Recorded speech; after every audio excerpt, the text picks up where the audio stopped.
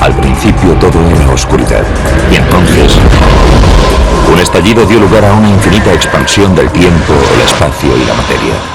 Todos los días, nuevos descubrimientos desvelan los secretos misteriosos, asombrosos y mortíferos de un lugar al que llamamos universo. Un eclipse total. El refulgente sol de repente oscurecido por el disco negro de la luna. Ves ese ojo mirando hacia ti.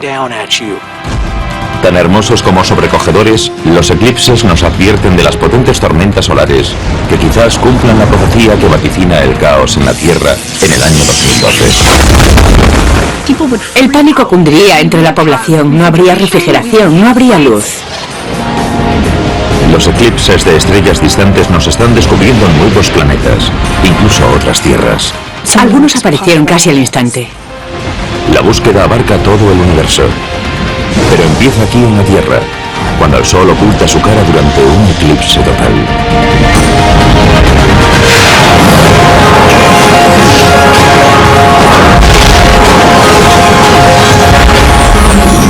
El universo, eclipse total.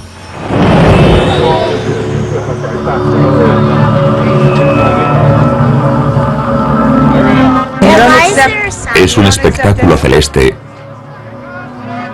que cautiva a los seres humanos desde hace miles de años.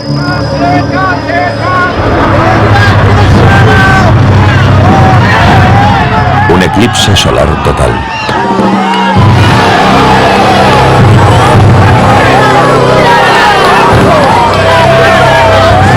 Pocas personas que lo ven lo olvidan.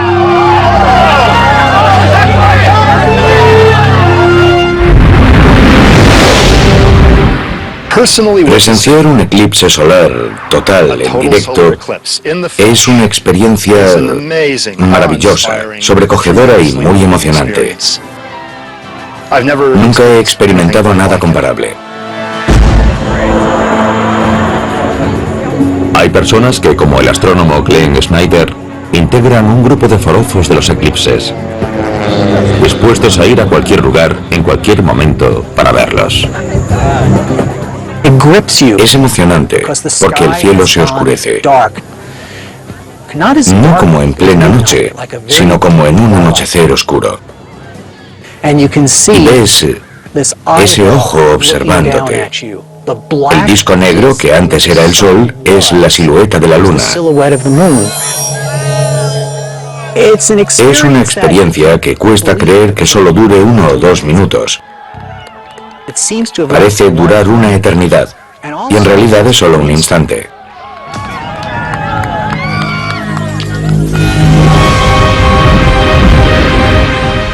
Este atrayente fenómeno es un punto de partida para la exploración cósmica. Y resolverá unos cuantos misterios que han intrigado a la humanidad durante siglos. ¿Qué hace desaparecer el sol de repente? ¿Cuándo ocurre? ¿Cómo podemos predecirlo? ¿Podemos provocar que suceda? Una vez aclarado todo, descubrimos que cada eclipse desvela algo nuevo sobre el universo. Incluso ahora se están descubriendo nuevos eclipses en estrellas distantes, que nos permiten ver planetas extrasolares, algunos tal vez gemelos de la Tierra, con condiciones para albergar vida.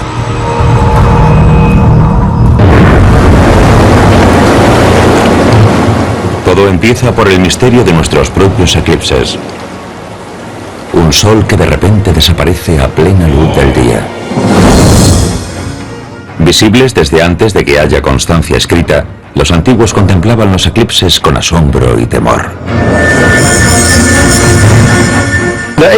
Los antiguos no entendían los detalles físicos de un eclipse solar. Veían que el sol iba desapareciendo poco a poco, como si dioses o dragones lo estuviesen devorando porque estaban enfadados con los hombres. Así que la gente golpeaba cacerolas, gritaba, sacrificaba vírgenes, etc., para aplacar a los dioses y ahuyentar a los dragones. ¿Y saben qué? Que siempre daba resultado.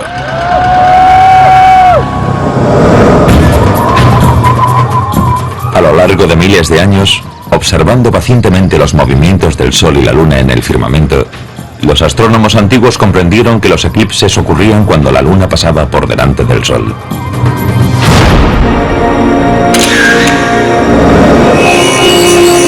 Con el tiempo, los científicos estudiaron las pautas de los eclipses hasta lograr predecirlos.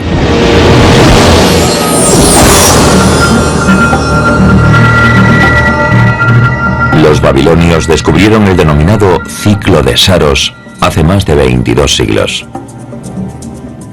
El ciclo de Saros es un ciclo de eclipses que se repite cada 223 meses, más o menos cada 18 años, y son muy similares entre sí.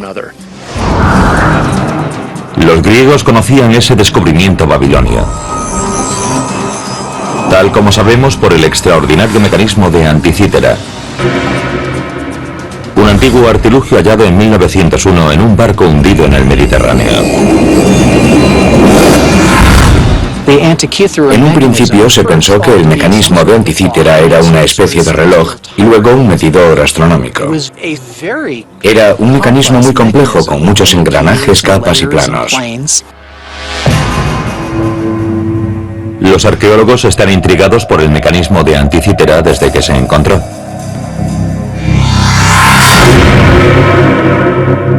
Hace décadas, se comprendió que era un ordenador mecánico para calcular el movimiento de los planetas, las fases de la Luna y otros fenómenos astronómicos. Pero el descubrimiento más reciente es asombroso. En 2008, mediante rayos X, 3D y escáneres, se descubrió que el ciclo de Saros babilonio estaba incluido en el aparato. En dos de las placas traseras del mecanismo había grabada una figura en espiral con divisiones que, cuando se agrupaban, correspondían a los meses del ciclo de Saros. El único motivo para que el artilugio pudiese medir el ciclo de Saros era que también fuese un predictor de eclipses. Desde la Tierra puede verse un eclipse solar total una vez cada 16 meses por término medio. Hoy es posible predecirlos con gran exactitud. El próximo, que será visible desde los Estados Unidos, se producirá el 21 de agosto de 2017.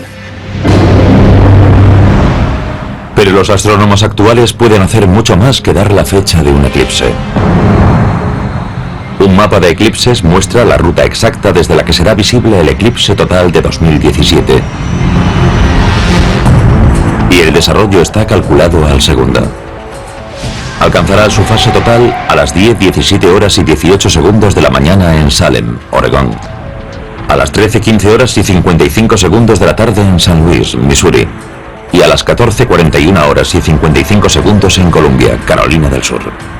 Cruzará los Estados Unidos en 1 hora 31 minutos y 1,6 segundos, siguiendo una ruta con una media de amplitud de 106 kilómetros.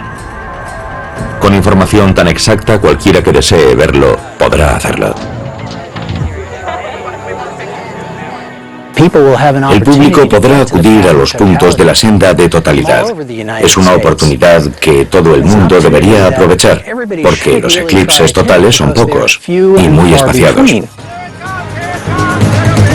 Aparte de esta espectacular imagen, el bloqueo del Sol también hace que uno sienta escalofríos, literalmente.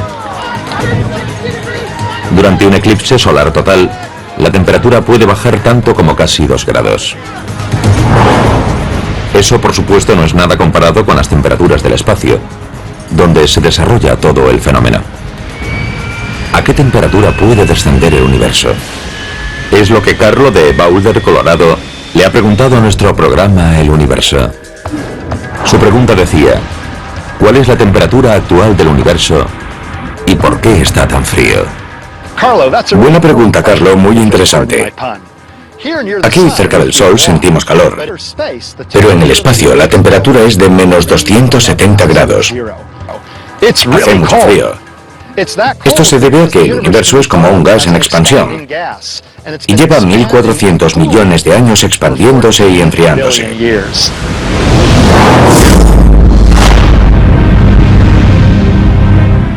El que los eclipses solares totales sean escasos y espaciados se debe a una compleja interacción astronómica. Depende de una luna que está a unos 386.000 kilómetros de distancia y que tiene un cuarto del diámetro de la Tierra.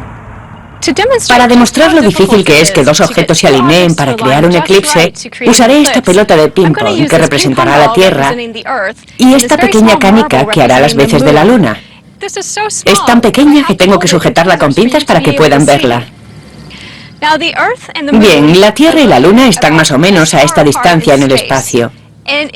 Y es muy difícil que se alineen correctamente con el Sol para crear un eclipse, tal como voy a demostrar.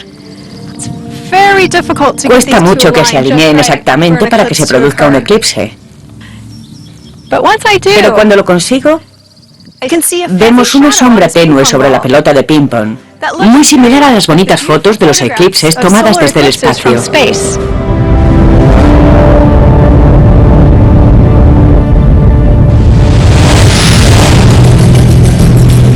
La parte amplia y tenue de la sombra se denomina penumbra. Si uno está en la penumbra durante un eclipse, el Sol no queda tapado totalmente y ve un eclipse parcial.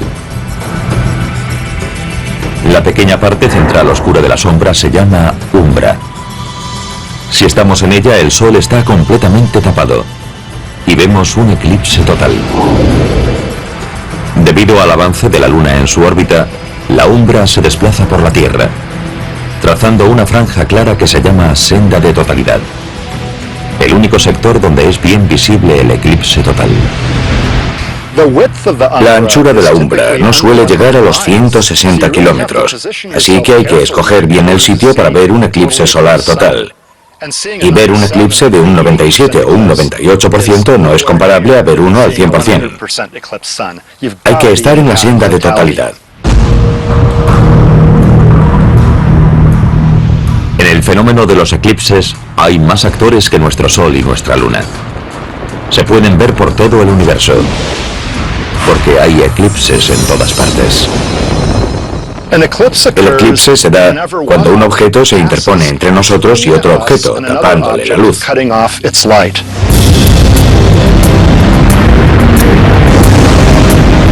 Prácticamente todos los demás planetas con lunas también tienen eclipses solares.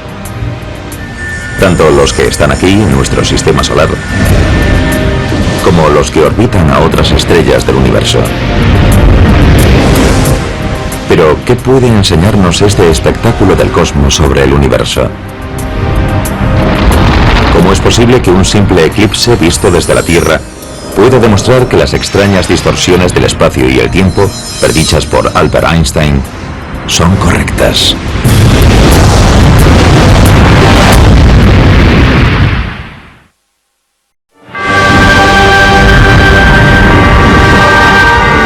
El estudio de los eclipses totales empieza con lo que vemos desde la Tierra. En el espacio, los satélites usan los eclipses de nuestro Sol para anticipar posibles catástrofes, como las míticas tormentas solares de 2012. Pero al escrutar el cosmos profundo, se ha descubierto que hay eclipses en todas partes. Muchos de ellos esenciales para desentrañar secretos del universo. En el sistema solar, los únicos planetas sin eclipses son Mercurio y Venus, porque no tienen lunas. Actualmente se conocen unas 170 lunas en torno a planetas de nuestro sistema solar, pero se siguen descubriendo más. Saturno y Júpiter tienen cada uno unas 60 lunas conocidas, pero al ir consiguiendo más datos aparecen nuevas lunas pequeñas, así que puede haber cientos de lunas en el sistema solar. En la mayoría de los casos, las lunas son demasiado pequeñas para tapar todo el disco solar. Marte es un buen ejemplo. Tomadas desde la superficie por el vehículo Opportunity, estas fotos de la NASA muestran la luna marciana, Phobos, en su paso frente al Sol. Resulta que los eclipses que vemos aquí en la Tierra no se parecen a ningún otro. Para que haya un eclipse solar total como el que vemos aquí en la Tierra, en el que la Luna tapa todo el Sol y podemos ver la imagen impactante de la corona solar, es necesario un equilibrio determinado entre dimensiones y distancias. Es necesaria una coincidencia de proporciones cósmicas. El Sol es unas 400 veces mayor que la Luna. Pero el Sol también está unas 400 veces más lejos de la Tierra que la Luna. Eso hace que el Sol y la Luna parezcan tener casi el mismo tamaño en el cielo. El tamaño de ambos en el cielo es crucial para los eclipses. Supongamos que esta pelota representa el Sol y la pequeña pelota roja es la Luna. Para conseguir un eclipse solar total tienen que estar perfectamente alineadas entre sí y con la Tierra. En este caso, la Luna está demasiado lejos de la Tierra, así que parece demasiado pequeña para cubrir totalmente el disco solar. Pero cuando acerco la Luna a la Tierra, la Luna parece cada vez mayor. Llega un punto en que la Luna está lo bastante cerca de la Tierra para cubrir perfectamente el disco solar. Y ya tenemos un eclipse solar total perfecto. ¿Qué posibilidades hay de que esa extraordinaria alineación se dé en un planeta en el preciso momento de su historia en que ha surgido una especie inteligente que presenciará y se maravillará con los resultados? Es interesante hacer cábalas sobre si habrá otros seres inteligentes en la Vía Láctea que gocen de hermosos eclipses solares totales. Es bastante posible que seamos la única especie inteligente de todo el universo que disfrute de este fenómeno, porque es algo muy específico. Y mientras que los humanos de la antigüedad temían los eclipses solares porque ocultaban el Sol, otro tipo de eclipse ayudó a responder la que en un tiempo fue una pregunta fundamental. ¿Es plana la Tierra o redonda? La incógnita se despejó cuando la Tierra y la Luna invirtieron sus papeles en el fenómeno. El resultado fue un eclipse lunar. Al observar la sombra de la Tierra pasando sobre la Luna, los antiguos vieron que la sombra era curva. Por tanto, dedujeron que si la sombra era curva, la Tierra tenía que ser también esférica. La curvatura es prominente cuando solo parte de la sombra de la Tierra pasa sobre la Luna. Pero cuando la Luna queda totalmente ensombrecida por la Tierra, el eclipse lunar es total. El eclipse lunar total ocurre cuando la Luna entra en la sombra proyectada por la Tierra. La Luna queda toda cubierta por esa sombra. Todos los que estén en la parte oscura de la Tierra pueden ver el eclipse lunar total. De modo que muchísima gente puede ver un eclipse lunar. Sin embargo, solo unos pocos pueden ver un eclipse solar total. Los eclipses lunares también ayudaron a los científicos a saber más sobre la dispersión de la luz. En un eclipse lunar total, la Luna adquiere tono rojo anaranjado. Está dentro de la sombra de la Tierra, pero alguna luz solar se dispersa por la atmósfera. La luz que atraviesa una gran franja de atmósfera se torna roja, igual que ocurre en la Tierra cuando el Sol está en el horizonte. La luz recorre la zona de atmósfera más densa y crea un amanecer o un ocaso rojo.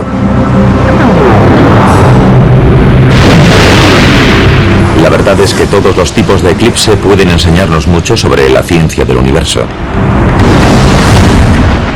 A principios del siglo XX, un eclipse solar presenciado en la Casa Blanca por el presidente Coolidge ofreció la primera confirmación de una predicción hecha por un joven científico llamado Albert Einstein. En 1919, el astrónomo Arthur Eddington fue a presenciar un eclipse solar total para comprobar la teoría de la relatividad general de Einstein. En 1915, Einstein publicó su teoría de que la gravedad hace que el espacio se curve y que la luz de las estrellas se dobla siguiendo esa curva. Por tanto, si hubiese una estrella cerca del Sol en el espacio, su luz se curvaría por la gravedad del Sol. El único modo de comprobar la predicción de Einstein era durante un eclipse, cuando el Sol estuviese oscurecido y las estrellas cercanas fuesen visibles. Eddington sabía la ubicación exacta de una estrella que estaría tapada por el Sol. Pero si la gravedad del Sol curvaba la luz de esa estrella, tal como Einstein dijo, se vería como si estuviese en una posición distinta. Eddington lo captó, lo vio, y así confirmó por primera vez una de las predicciones de la teoría de la relatividad general de Einstein. Pero el mayor rédito científico obtenido de los eclipses solares totales es la vista que nos ofrecen de la corona solar, que de otro modo nos resulta invisible. Si no hubiese eclipses solares totales, es muy dudoso que hoy supiésemos que el Sol tiene una corona, una atmósfera exterior caliente y sutil. El disco solar es 1.000.000 de veces más brillante que la corona circundante, así que si no lo tapas es imposible ver la corona. Para nosotros es importante poder observar esa corona, porque de lo contrario no sabríamos que esa capa de la atmósfera solar se extiende por el espacio. De hecho, aquí en la Tierra estamos inmersos en la atmósfera solar, en la extensión de la corona solar. Durante más de 3 siglos después de la invención del telescopio, los astrónomos acudieron a lugares remotos de todo el mundo para pasar unos minutos observando, estudiando y analizando la misteriosa corona. Y la cosa siguió así hasta el salto tecnológico que permitió que la humanidad hiciese sus propios eclipses. Esos eclipses artificiales desvelaron algo completamente inesperado. Erupciones en el espacio que resultaron ser las mayores explosiones del sistema solar.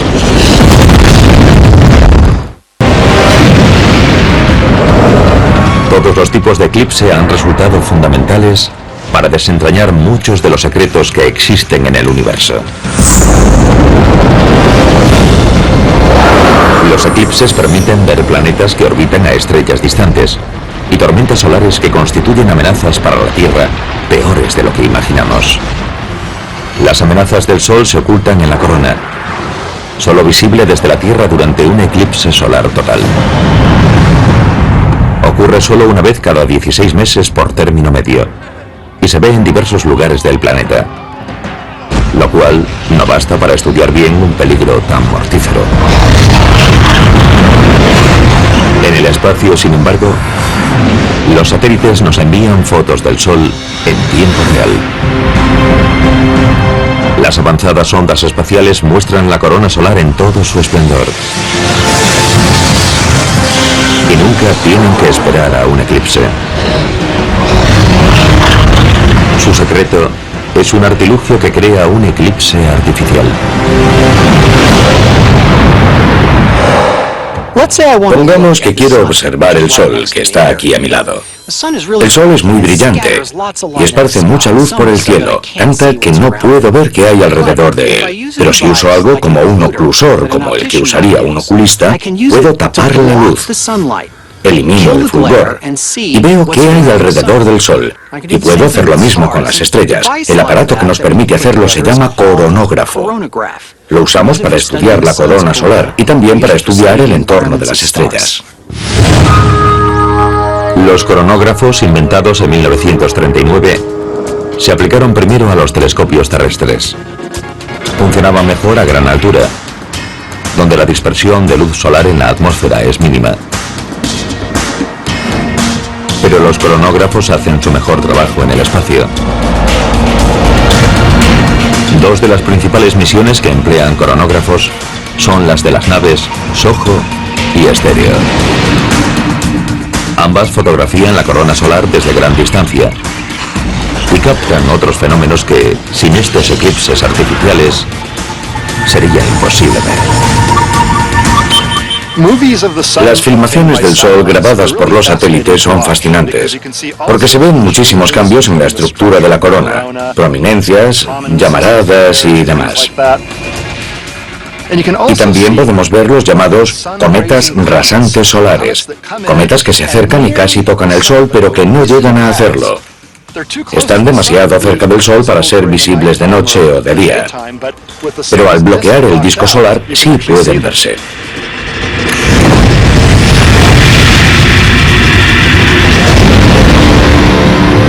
En 1971, un satélite de la NASA equipado con cronógrafo tomó estas imágenes de algo totalmente desconocido. Las imágenes granuladas desvelaron una explosión en la corona que nadie había visto antes. En 1971 se descubrió, gracias al coronógrafo de un satélite, que el Sol a veces efectúa algo que se llama eyecciones de masa coronal, que son explosiones de una potencia tremenda, equivalentes a miles de millones de bombas nucleares que expulsan al espacio partículas solares cargadas a gran velocidad. Las partículas solares corren hacia la Tierra, donde provocan las bonitas auroras boreales que suelen verse cerca de los polos. Pero también pueden dañar gravemente los satélites, las comunicaciones y las redes eléctricas.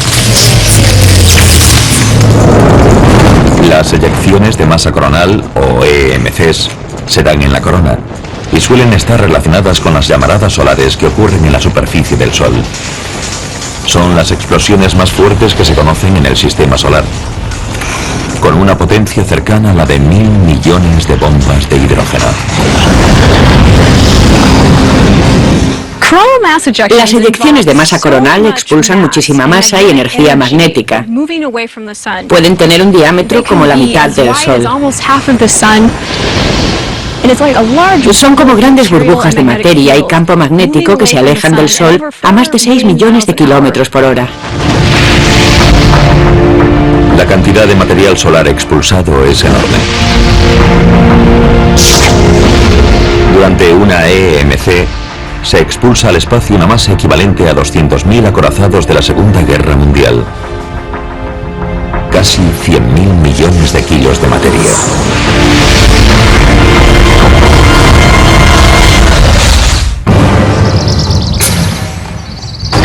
Octubre de 2003. Una potente serie de EMCs se produce en la corona solar. Una de las más intensas que se recuerden recientemente. Genera auroras boreales que se ven tan al sur como Florida. Provoca al menos un corte de energía en la Tierra y afecta a más de la mitad de las misiones espaciales de la NASA. El satélite solar SOHO queda brevemente inutilizado, pero toma imágenes impresionantes del suceso. En las imágenes del satélite se ven las partículas de energía chocando contra el detector y parece como si hubiese nieve. Nos han permitido ver el choque de las partículas contra el propio satélite.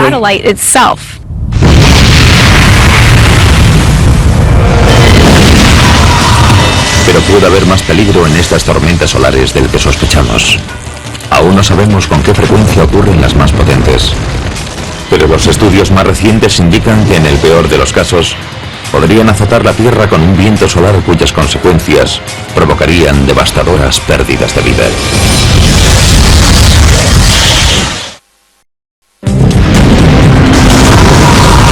A lo largo y ancho del cosmos, cuando las lunas o los planetas se cruzan con las estrellas, el resultado es el espectáculo a menudo revelador y a veces sobrecogedor de un eclipse.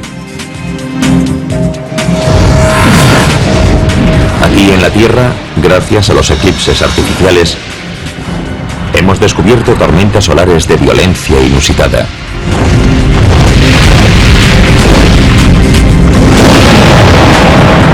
Es esencial que observemos las eyecciones de masa coronal, los enormes estallidos solares descubiertos mediante coronógrafos que bloquean la luz del disco solar.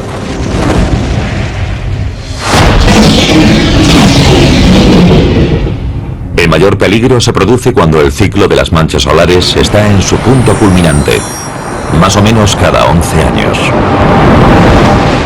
Durante el periodo máximo de actividad solar, Podría haber 2 o 3 eyecciones de masa coronal al día, mientras que durante el punto mínimo del ciclo puede haber solo una por semana. Los científicos están pendientes del próximo máximo solar, que según creen algunos llegará en 2012. Y resulta que en ese año termina el calendario maya, lo que ha desatado la especulación sobre una posible catástrofe mundial ese año.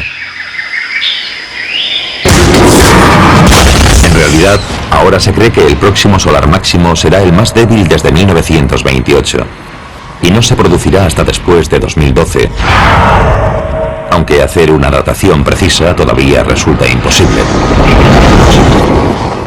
Se ha predicho ahora que el próximo máximo solar se producirá probablemente a principios del 2014.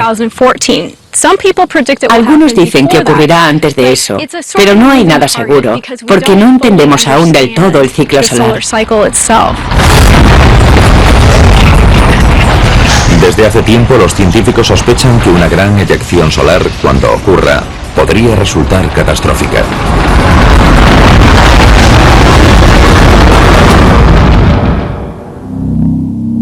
El último de esos fenómenos que afectó a la Tierra ocurrió en 1859. Interrumpió el servicio telegráfico y produjo auroras boreales visibles hasta el Ecuador. Un episodio así hoy día provocaría cortes de energía a una escala que jamás hemos vivido. Gran parte de la red eléctrica estadounidense podría estar inutilizada durante 3 meses y quizás incluso más. Si nos quedásemos sin electricidad 3 meses o más, las consecuencias, sobre todo en un país como los Estados Unidos, que depende tanto de la electricidad, serían catastróficas. Es fácil imaginar lo que podría suponer. Cundiría el pánico. No habría refrigeración, no habría luz. Sin los eclipses artificiales de nuestros satélites solares, no tendríamos ni idea de la existencia de tal amenaza. Según cálculos recientes, la recuperación total tardaría de 4 a 10 años. Millones de personas podrían morir debido a la escasez de alimentos, agua potable y medicamentos. Se calcula que los daños ascenderían a 1 o 2 billones de dólares, algo comparable a 20 huracanes Katrina. Una enorme eyección solar llegó a la Tierra hace 150 años, pero los científicos no se ponen de acuerdo sobre cuándo podría haber otra. La posibilidad de que eso ocurra en un futuro cercano no resulta agradable, pero no lo sabemos seguro, no tenemos suficientes datos. Las eyecciones de masa coronal más potentes, que podrían causar grandes daños en toda la Tierra, ocurren probablemente solo una vez cada milenio o así. Con todo, padecer una gran catástrofe cada 1000 años es cosa seria. Nuestra mejor protección quizás sean los eclipses artificiales de los satélites que estudian las eyecciones solares. Si se instalan mejores dispositivos de advertencia, tal vez haya tiempo de desactivar la red eléctrica para impedir que se queme, esquivando así la mortífera bala que, de lo contrario, nos acertará de lleno.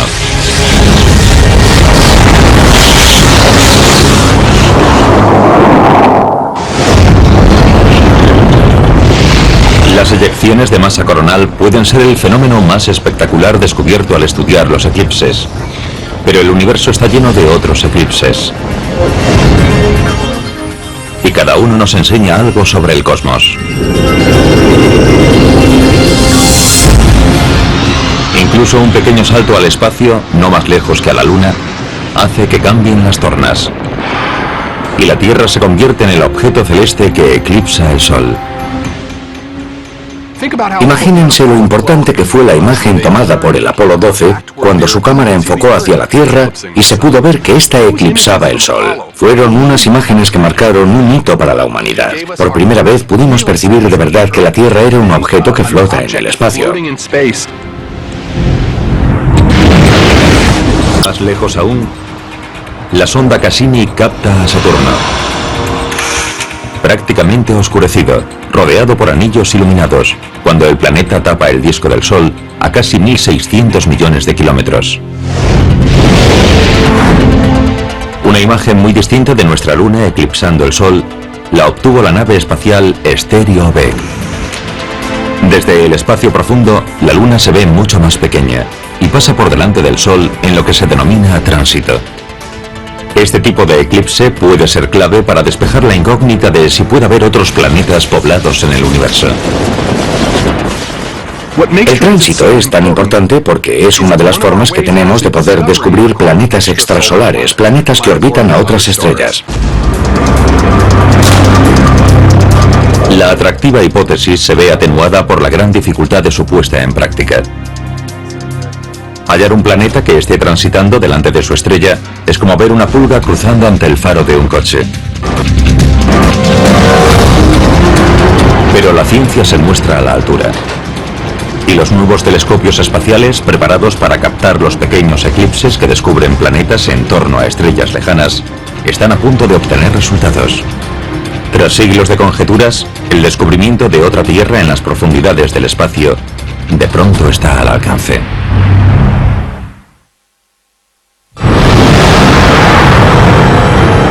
Si la búsqueda de los eclipses empieza con los ejemplos más espectaculares aquí en la Tierra, volviendo la vista hacia el espacio, descubrimos otros eclipses. No solo en el sistema solar,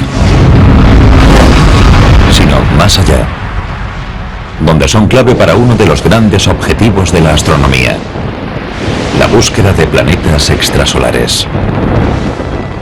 Uno de los eclipses más importantes ahora mismo es el que se da cuando un planeta extrasolar, un planeta que orbita otra estrella, pasa delante de esa estrella. Hace falta un telescopio muy sensible para detectar ese ligero oscurecimiento.